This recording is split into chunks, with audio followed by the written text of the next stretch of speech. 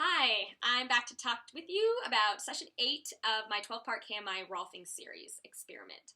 Session 8 is called the upper deep front line, and it deals largely with balancing the head and the neck on the top of the body. This session is unique to structural integration.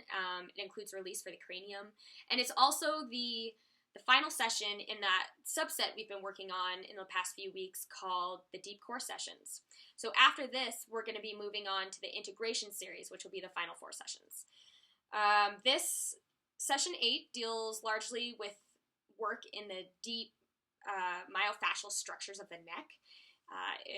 It works on balancing the jaw and dealing with the asymmetry of the cranial bones. It works on relieving fascial muscle tension and also seeks to open the sinuses and the breath. Super strange session. This will probably be your least favorite of the entire series, I would imagine, just because of how weird it is. It's not really all that painful. It's just uncomfortable, I guess. Initially, when we started the work in the back of the neck, it's pretty standard. Its sensation's intense, but just like a deep tissue massage in your neck, it feels good in a sense. I have a lot of problem spots there, so I really like getting body work done on my neck. So I kind of welcome that good hurt, if you know what I mean. I like it, but when we moved around to the front of the face, that's where things started to get a little weird. That treatment started in the mouth. He worked along the gum line, both upper and lower, to, I guess, stretch the fascia along where it meets. It was not painful, maybe just uncomfortable to have someone like running and stretching that gum line up there, the fascia or whatever it is that connects your gums to your lips, That was strange. But was over pretty quickly. After that, we worked on the roof of the mouth. That didn't hurt at all. From what I understand, he was trying to create expansion or space up there. And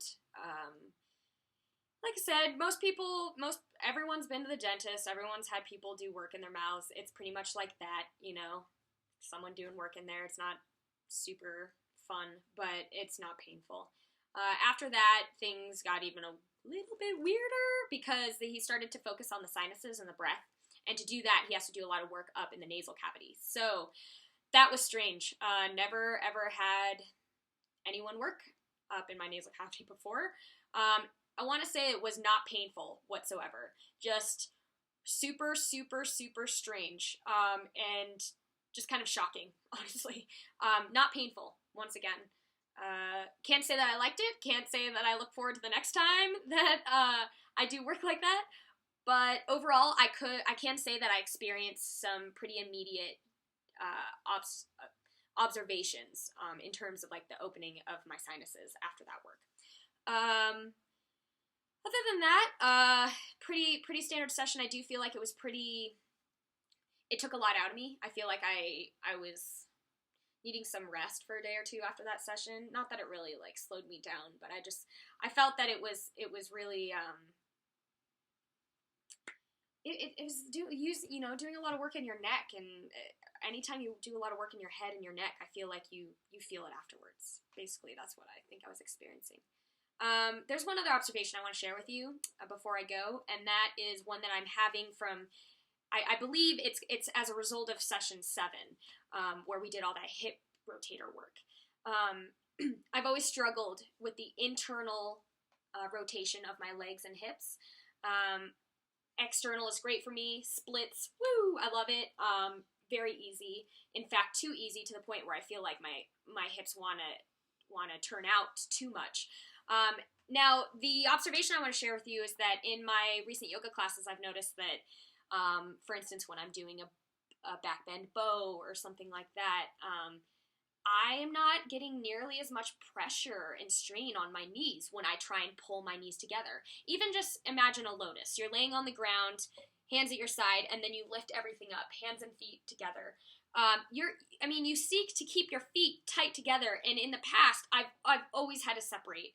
If I pull it together, I can pull it together, I'm strong enough, but it would put so much strain on my knees and my hips, I hated it. So I would always just separate my legs in a lotus. And in a bow, I'll let my knees go wide.